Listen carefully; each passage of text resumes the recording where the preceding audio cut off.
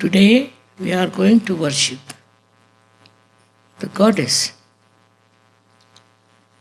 That's the left side programming is with her. But later on at Sahasrara, she is the Adishakti. And on the left side, whatever she does is already written, as you must have seen, because she is the memory, and that she is the wisdom.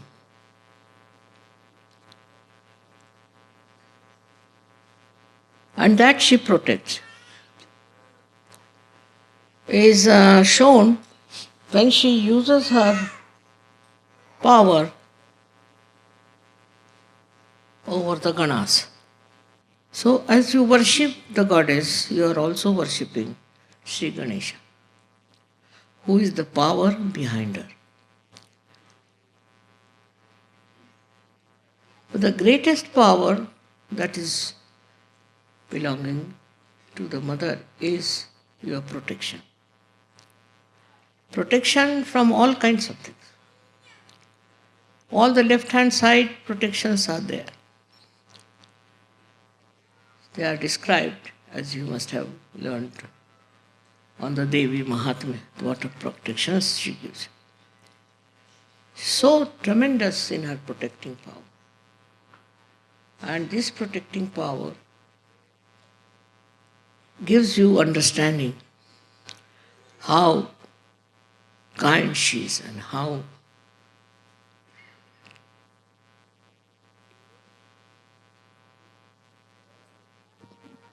I should say how very, very protective of you. Extremely protective.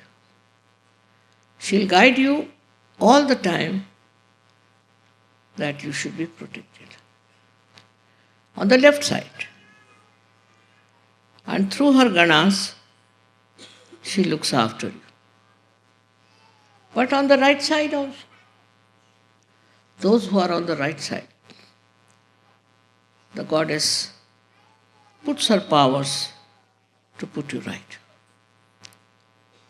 to bring you back to normal conditions, to humble you down and make you understand that you are a child of the mother and you have to behave like a child.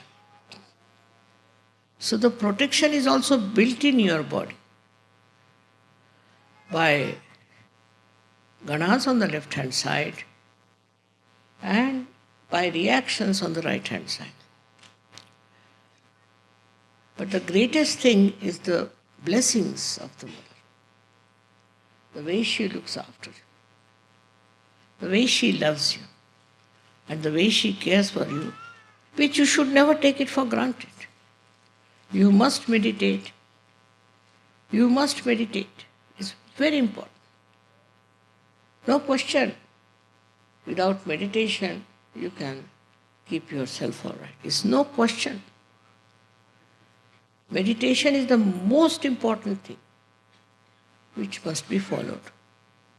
Because that's how you come close to her vibrations.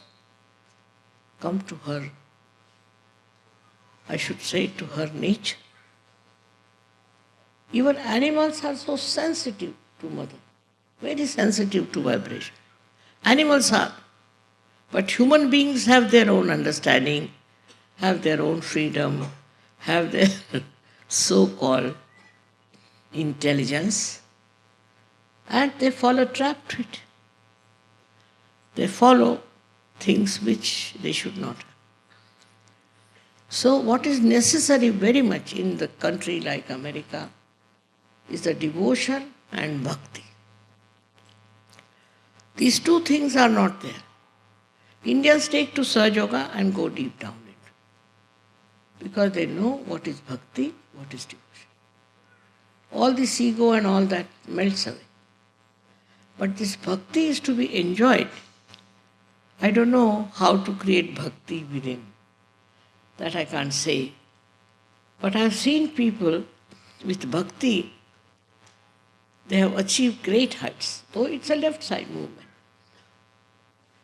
With the left side movement, they have achieved great heights. I don't know how the bhakti and shraddha has helped them so much. In this, I must say, Indians are the best because they have this power of bhakti and of shraddha. It's not madness. It's not madness as they have here. I've seen people who get into some sort of a cult or something, they go mad. It's not madness. Bhakti is love, and love which is understanding, which understands what is bhakti is and shraddha. Unless and until you develop that bhakti and shraddha within you, you cannot rise. You cannot rise above your problems. You cannot rise about your personality. Because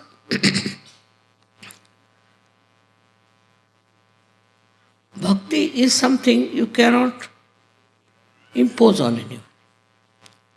You cannot force on anybody. You can make somebody mad and say that he can do bhakti. He can.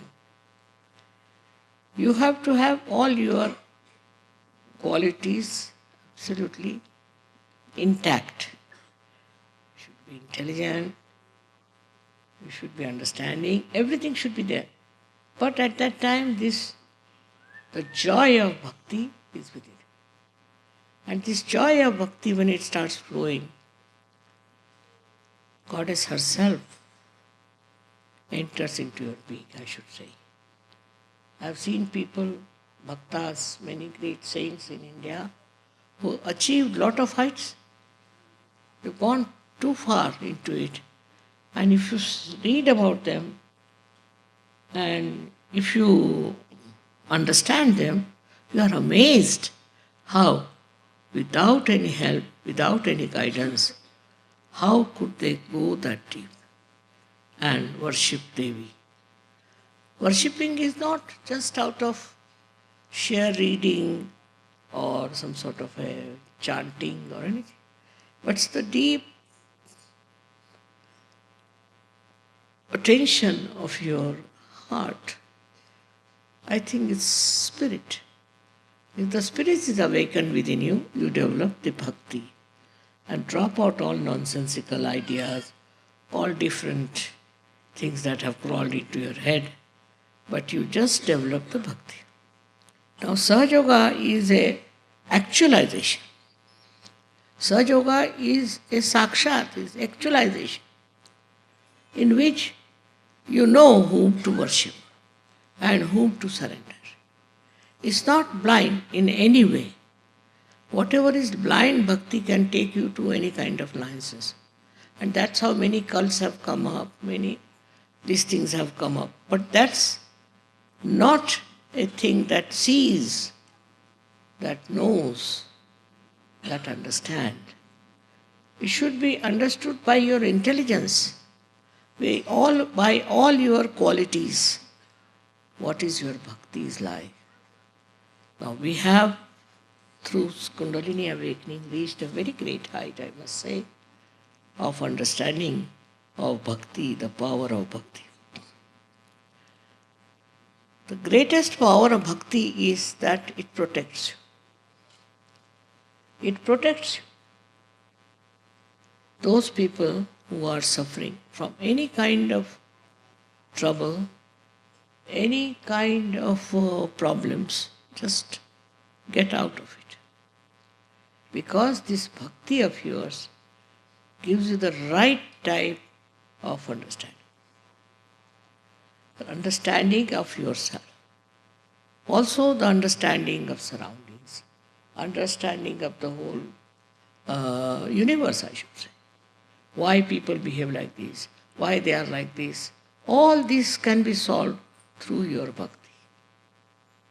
It should not be blind. It should not be blind, but it should be wise bhakti, wise with wisdom. First of all is to test yourself. You must see, am I wise? Am I wise? Do I doing wise things or I'm not doing? So many complaints come to me about search officers. I'm surprised. Why? Why are they doing like that? I would say still they have not reached the state of bhakti. Bhakti and Shraddha, these two things are missing in the Western life, I must say. We should come back. We should develop. We should grow. So I would say the goddess gives you bhakti and Shraddha. By what? She gives you through your meditation, that you see so many miracles happening in your life. And you are amazed how this has happened. We never expected this to happen. How it has happened. The Devi's powers, first of all, existed in her body only. And she killed so many Rakshasas and evil people. She did kill it, actually. But now there's no need. Because you all are there. You are the instruments. And it will all work out in such a way that all those people who are trying to destroy goodness, trying to destroy wise people, they will be killed. They'll be finished. They'll be destroyed. This is not to be done through any outside instrument or anything. It's your wisdom is the biggest instrument that will work it out. So she's the giver of wisdom. This is the biggest quality of the goddess, that she is the giver of wisdom. And wisdom comes as a part of the evolutionary process. Now she's brought about all the evolution so far, and to go further, she is going to make you a very wise person.